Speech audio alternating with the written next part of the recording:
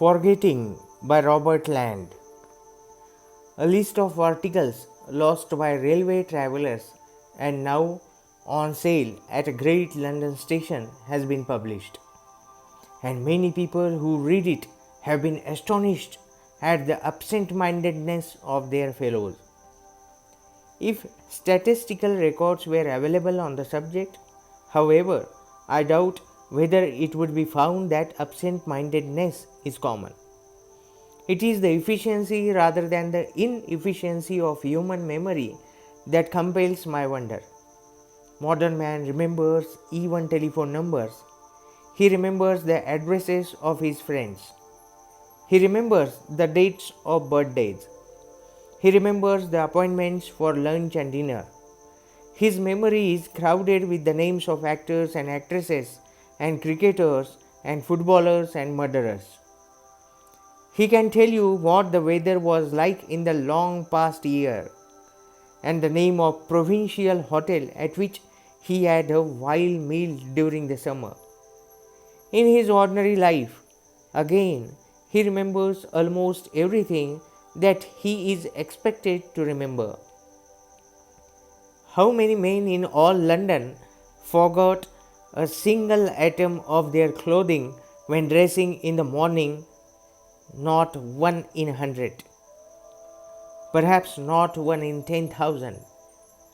How many of them forget to shut the front door when leaving the house? Scarcely more. And so it goes on through the day, almost everybody remembering to do the right thing at the right moment till it is time to go to bed. And then the ordinary man seldom forgets to turn off the lights before going upstairs. There are, it must be admitted, some matters in regard to which the memory works with less than its usual perfection. It is only a very methodical man, I imagine, who can always remember to take the medicine his doctor has prescribed for him. This is the more surprising because medicine should be one of the easiest things to remember. As a rule, it is supposed to be taken before, during, or after meals, and then the meal itself should be a reminder of it. The fact remains, however, that few of us remember to take our medicine regularly.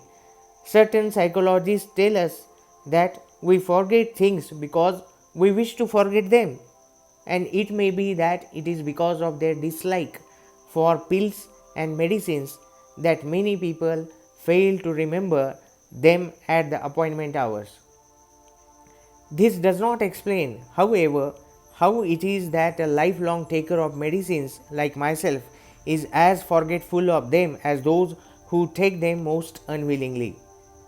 The very idea of a new and widely advertised cure-all delights me. Yet, even if I have the stuff in my pockets, I forget about it as soon as the hour approaches at which I ought to swallow it.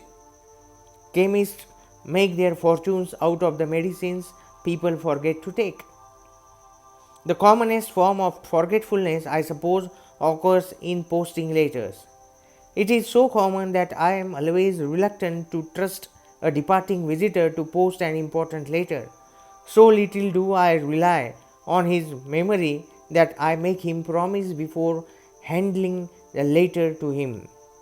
As for myself, if anyone asks me to carry the letter in my hand, I am always past the first letter box before I remember that I ought to have posted it.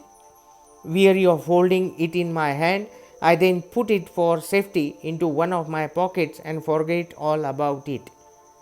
After that, it stays there till a long chain of circumstances leads to a number of embarrassing questions being asked, and I am compelled to produce the letter from my pocket.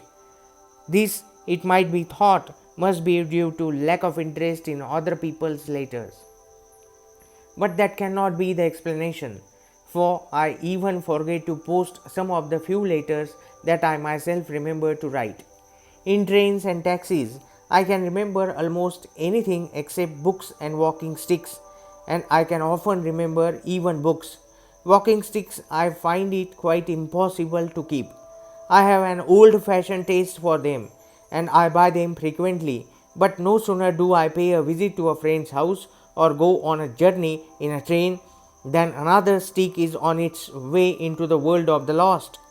I dare not carry an umbrella for fear of losing it. To go through life without ever having lost an umbrella, has anybody ever achieved this? Few of us, however, have lost much property or our travels through forgetfulness. The ordinary man arrives at his destination with all his bags and trunks safe. The list of articles lost in trains during the year suggests that it is the young rather than the adult who forget things, and that sportsmen have worse memories than their ordinary serious minded fellows. A considerable number of footballs and cricket bats, for instance, were forgotten.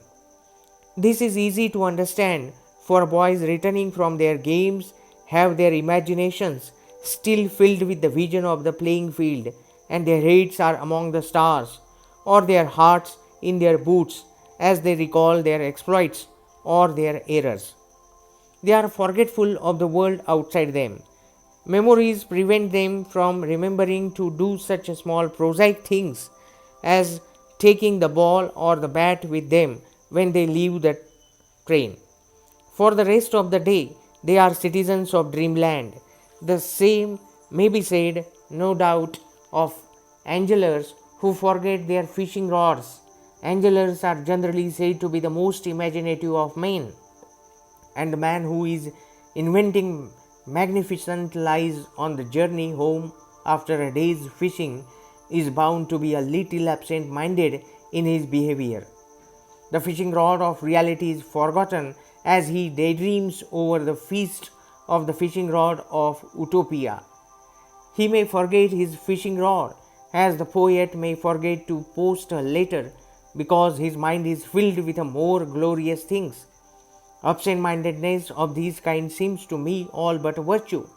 The absent minded man is often a man who is asking the best of life and therefore has no time to remember the prosaic things. Who would have trusted Socrates or Coleridge to post a letter? They had thoughts about such things. The question whether the possession of a good memory is altogether desirable has often been discussed, and men with fallible memories have sometimes tried to make out a case for their superiority. A man, they say, who is a perfect remembering machine is seldom a man of their first intelligence, and they quote various cases of children or men who had marvelous memories and who yet had no great intellect. I imagine, however, that on the whole, the great writers and the great composers of music have been men with exceptional powers of memory. The poets I have known have had been memories than the businessmen I have known. Memory, indeed, is half the substance of their art. On the other hand, statesmen seem to have extraordinarily bad memories. Let two statesmen attempt to recall the same event, what happened, for example, at some important meeting, and each of them will tell you that the other's story is inaccurate. At the same time, ordinarily good memory is so common that we regard a man who does not possess it as eccentric. I have heard of a father who, having offered to take the baby out in a pram, was tempted by the sunny morning to pause on his journey and slip into a public house for a glass of beer. Leaving the pram outside, he disappeared through the door of the bar.